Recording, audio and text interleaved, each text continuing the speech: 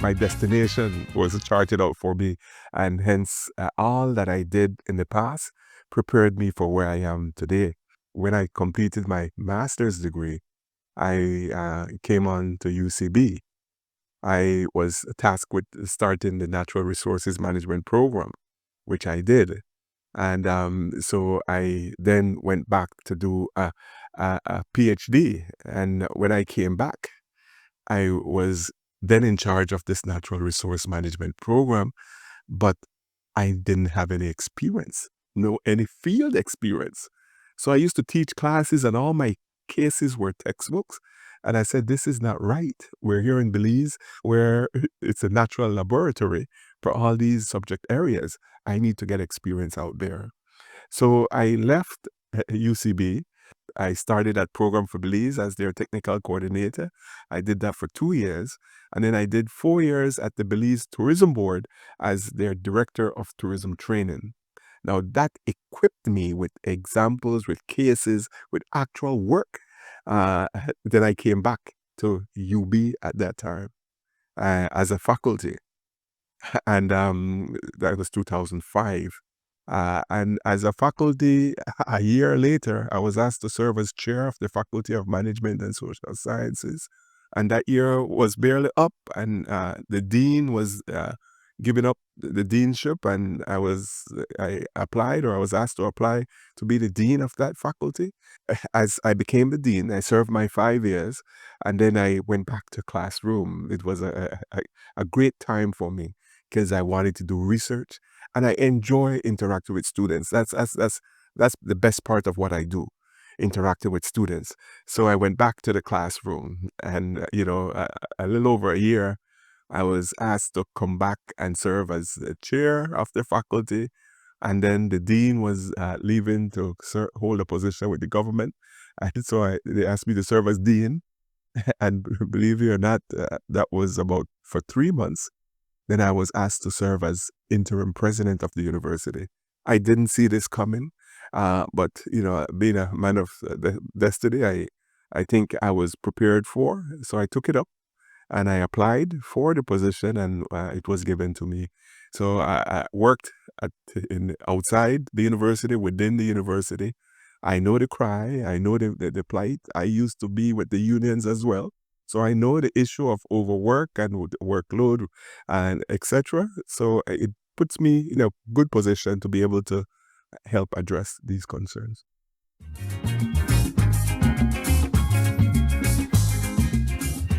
The culture is settling down.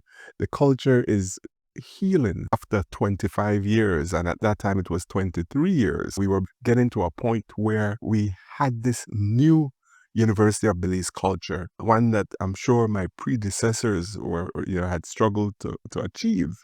And so when I came in, that culture was starting to take shape.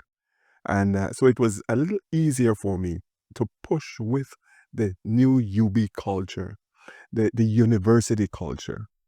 We had the five institutions, the amalgamation, which was a bold step to get this university. And here we are now. We have come together. We had these five different cultures. If I could speak to the agriculture school, the students there had to live on campus. They had to get up at 5 o'clock to go into the field as agriculture persons, as farmers would. But that wouldn't be the same case for your students who are doing a degree in business. So again, we had to mix all this together to establish this new UB culture.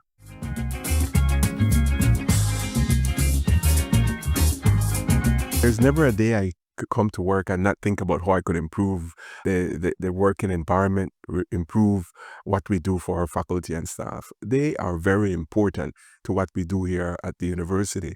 And when they are well, the service they provide will be well, and the university will prosper. And I seriously believe that. So I have incorporated several things. One, I celebrate them. I celebrate faculty and staff. There's never a holiday that goes by without me doing something for them. Very low budget, but it is always accepted. Around Mother's Day, I had all the mothers of the university in the conference center, and I served them breakfast. And I'm the only man in the space, and so that's a big deal for me, and I look forward to it.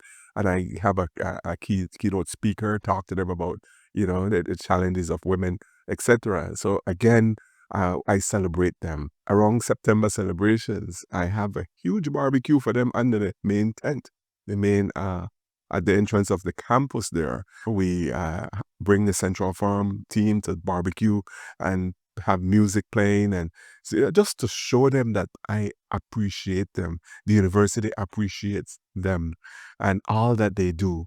Father's Day coming up in another a couple days or so. We have to do something for the fathers because they always feel neglected. And fathers is about, maybe some grilling, some hanging out, but we have to do something for them as well. The housekeeping team, I brought them all in the conference center one day just to hang out with them. I served them some wine and we interacted to let them know that they are important. A public security team. I meet with them from time to time and I let them know without them, I don't feel safe at this space. On the academic side, we have incorporated several things here. One, we're very inclusive in how we make decisions. We try to involve faculty and staff at every level. We started like the management team of the university. When I took over, it was a four-person led team. And I heard the faculty and staff say they don't feel that they're represented at the table. So we fixed that. We now have a team of 9 at the leadership table. All academic deans and the student affairs dean now are a part of senior management.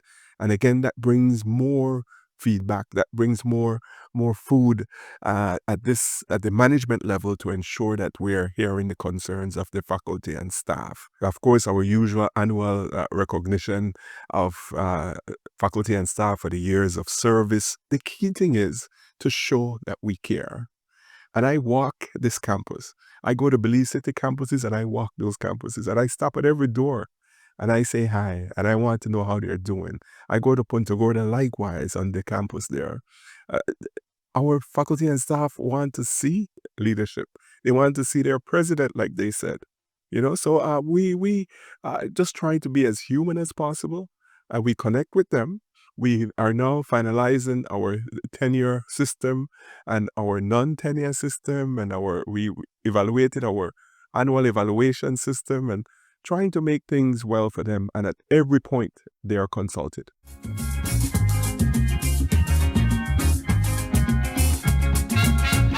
I contribute an effective strategic plan to Dr. Mahong. I remember I was chair when he was president, and I learned a lot from him of the value of strategic plan and how we should go about it. So when I came in as president, I said we will have to set up and develop a strategic plan.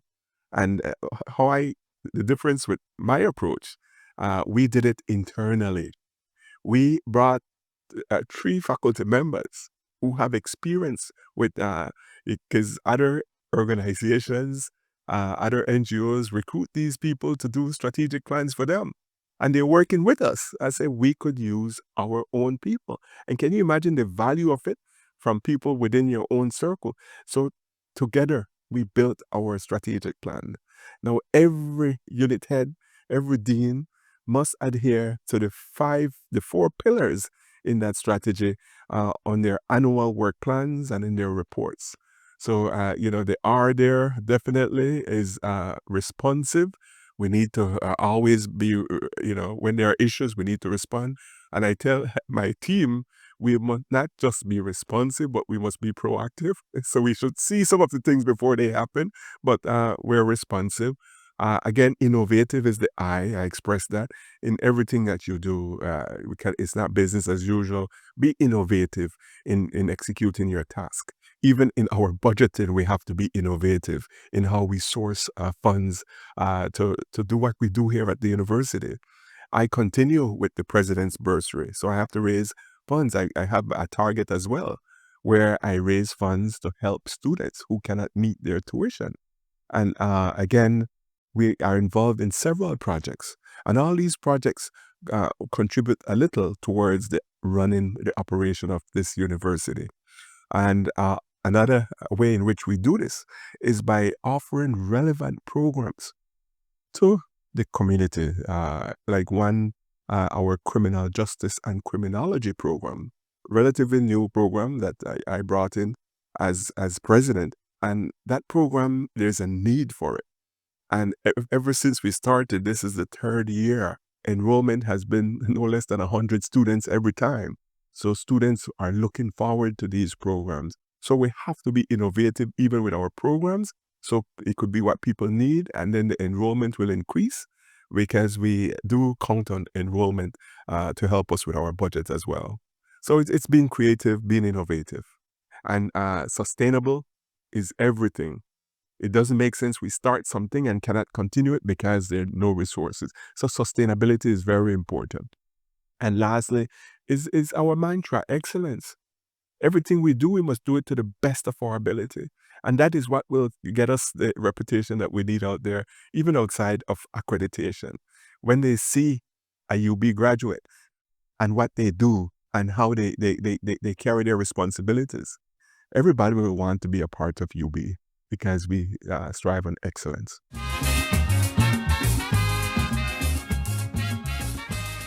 I have two sons, my wife and I, a 23-year-old and a 21-year-old. The older one is pursuing law. He went off to Cave Hill to do his first year of law, but then he wanted to more experience with writing. So he asked for a gap from his law program to come to UB to do a bachelor's degree in English. So today is report card day for his last semester here. His 2 years is up. So he's going back to Barbados to wrap up his last year of the law school, hopefully better equipped because we do have a very strong English program here. My younger son is the only male in the medical school. So again, he's here at the University of Belize. I wouldn't send him any place else to do medicine if we are doing it here, because I put my name by what we offer. The quality that we provide is second to none, and all my relatives, they know this. You know, my niece and nephews, they're all coming here. I move around campus. He's coming to hear uncle, and I know it's one of them because this is ours. I'm building this for them. I'm a steward of this university for them.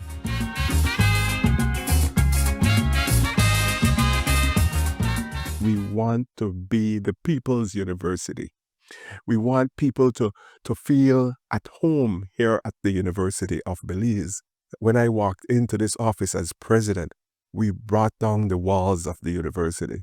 Literally speaking, here on our Belmopan campus, there are no fences because I want the community to feel the university as their home, as their place.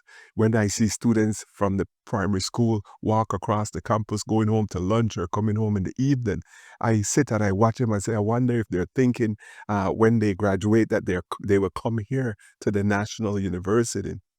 I've advised all my deans, all faculty, look at projects, look at initiatives that could contribute to national development outside these walls. And also, we tell the community, we tell the NGOs, the CBOs, community-based organizations, the government, that they could come here for solutions. They could come here for training. We have put a lot of resources into our ODL unit, which is our open distance learning unit. And they, as a result, they've won a couple of projects. One is a $2.1 million project to train public officers in financial management issues, in budgeting, etc. So that project is a 3-year project, and we're in the middle of it, making sure that the public officers are trained up. And this is often done online, and we have a very strong online presence using the Moodle platform. So again, that's one initiative. We recently won another contract to train the audit department on auditing procedures so that workers there could be certified. So again, our ODL unit is very proactive. They're going out to see how they could help enhance training within the public and private sector as well. We're trying to incorporate the tour guide training program online, which would be a big initiative, big project for the tourism industry. That way, tour guides could be wherever they are and still do their training. We're being extremely proactive with where we could meet the needs of this growing nation. We don't serve a purpose if we're not being relevant, if we're not meeting national development. That is why I walk the halls of our government ministers to show them how we could assist them here at the university. I have meetings with them from time to time to share with them the expertise base that exists here at the university. And when they expressed the need for policy strengthening and policy development, we came to the rescue. We established BEL-PRE-UB, the Belize Policy Research Institute, fresh institute.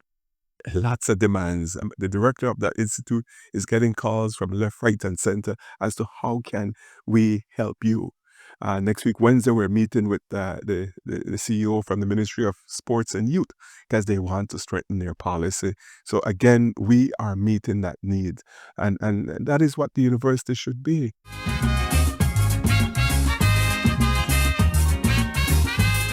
Research is an important academic function. I've been asked, are we a teaching university or are we a research university? And I say, do we have to be either? Why not be both? You'll be a better teacher if you research the information that you're teaching. So again, we have to do research. So it's a requirement for all of our faculty with terminal degrees.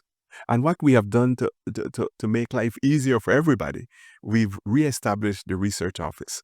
And we have a very dynamic research director here serving us, Dr. Defoe Bab. And in that office, there are two people working, but there are several workshops, several seminars trying to build this research culture. We've reinstituted the journal. We now call it Journal of Belizean Research. So now our local faculty and staff or anybody out there have a place to publish, because that was a big concern. I could do the work, but where will I publish? Now you have an opportunity. We also have instituted the IRB, the Institutional Review Board, which is required when you're working with human subjects. So you could get that here, do your research, publish it, and it will count towards your academic requirements as a faculty member here at the university without even leaving the university. And lastly we incorporated a small grants for researchers. So every year we published the call for proposals, and our faculty members, researchers submit for interest, and they could get up to $6,000, which often serve as seed grant for more money that they could get from outside. But the university is putting its money where its mouth is, because we want you to research. We have established this environment that is conducive for research, and we even have this money that you could use to do research. So we're investing quite a bit in research.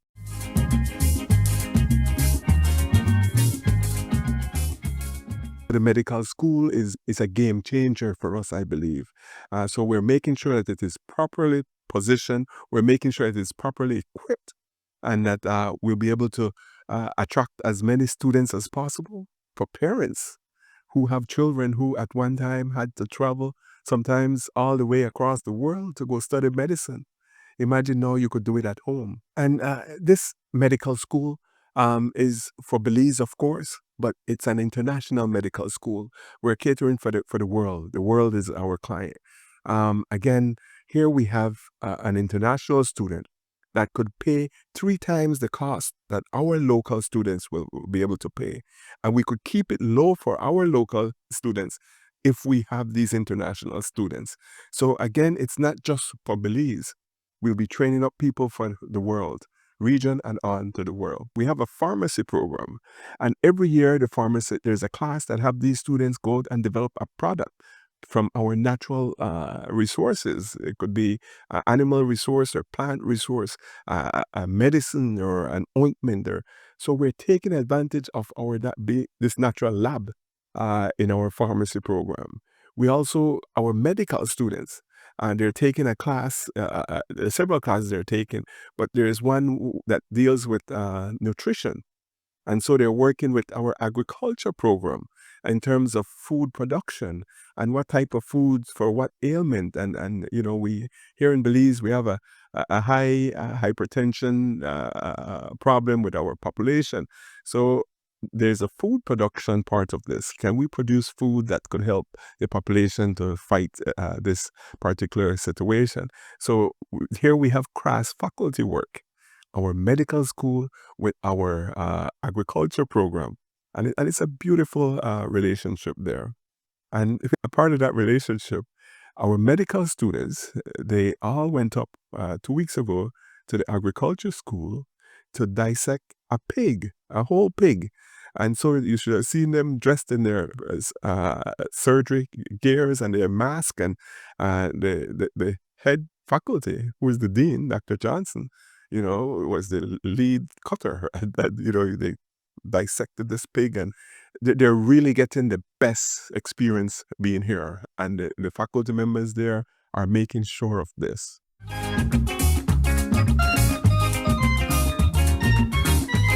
We pride ourselves in being very resilient. We have gone through several issues, several concerns. The COVID pandemic impacted us for a couple of years, and we came back. We're resilient as a university. There are programs that have low enrollment. We try to see how we could build those up. And second, the need to be student-centered, student-focused. There is not an opportunity that I don't get to address when I address the university community, that I inform the students how much we value them, how much we care for them. Everything we do is for them and about them. Another big activity of mine was to strengthen our student affairs unit. What we've done there, we upgraded the Student Development Center. So now our students on our main campus here in Belmopan have an air-conditioned space with a cafeteria that they could lounge and hang out with friends, with a huge patio at the side of the building. So again, pushing a lot of student welfare. We maintain a full-time psychologist, counselor. We maintain a nurse, a full-time nurse, to assist with any concerns our students may have, constant workshops and seminars and events for our students. So again, students first. In building this culture of student-centeredness, we invested in our sports program. We figured that could build the culture that we want to speak to, that Black Jaguar culture. And that investment in sports has earned a strong reputation for us here at the university. I see students wearing proudly their Black Jaguars t-shirts and paraphernalia, or what they call the merch, their coffee cups and sippers, etc. And that brings pride to me because it shows that we're doing something right. When we win every sporting event at ATLIP at gold medal, except one this year at the male volleyball, it again shows that we are doing something right, our sports program. And I give credit to the coordinator there and the coach. Every initiative we have here at the university, you call on the sports program and they're there like a mob, helping out in every which way. So again, student-centeredness is very important to us here at the university. We have to look at our minority populations as well. We established about 2 years ago an institute that I hold dear to my heart, the Intercultural Indigenous Language Institute, one of which, there are several experts serve as advisors in this. But finally, our Indigenous students have a place that they can go to for support. At one time, they would come and feel lost, and they probably wouldn't even come back, or they wouldn't come at all because they don't feel at home. Now there's this office they could go to talk to people and to let them know that their culture is valuable. Every year now, we have the Maya Awareness Day. Last, we had looking at embroidery, and different aspects of the Mayan, Garifuna Awareness Day as well. So there, all these different indigenous cultural days are being commemorated now that we have this institute. And we didn't stop there. We started to look at the language part of the institute. And, that is something I'm extremely proud of. The University of Belize now offering a course in, two Mayans, and they offer the Garifuna, of course, and the most recent, the Creole writing. And, no other than Dr. Savannah Woods is the trainer there for that Creole course. Again, I thought it would have been easy, but it's challenging, but it's a good challenge. We're building identity, and it's showing multiculturalism here at the National University.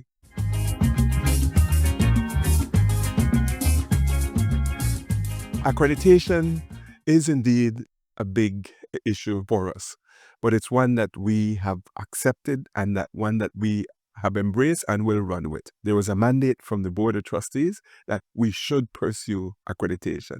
And it's the best thing to do. I like to feel that as a university, we're recognized more.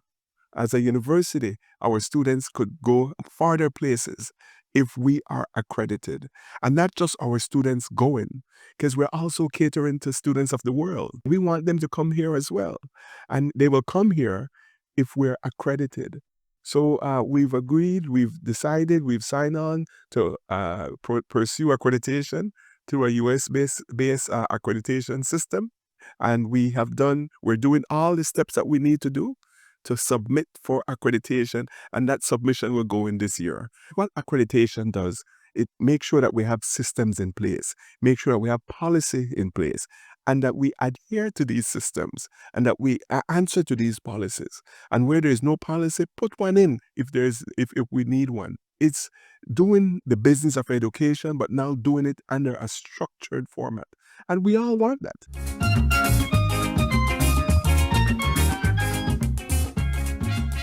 Happy 25th anniversary, my beloved University of Belize. I am extremely proud to serve as the president as we celebrate the Jubilee milestone. I have a sense of gratitude to all of you who serve us here at the university. All stakeholders, faculty, staff, students, even employers out there, entrepreneurs. I give gratitude to them for all that they've done to get us where we are. We are positioned to go on to higher heights. We are positioned to take advantage of whatever the world has for us. Our resilience, our experience, we're ready for the next 25 years.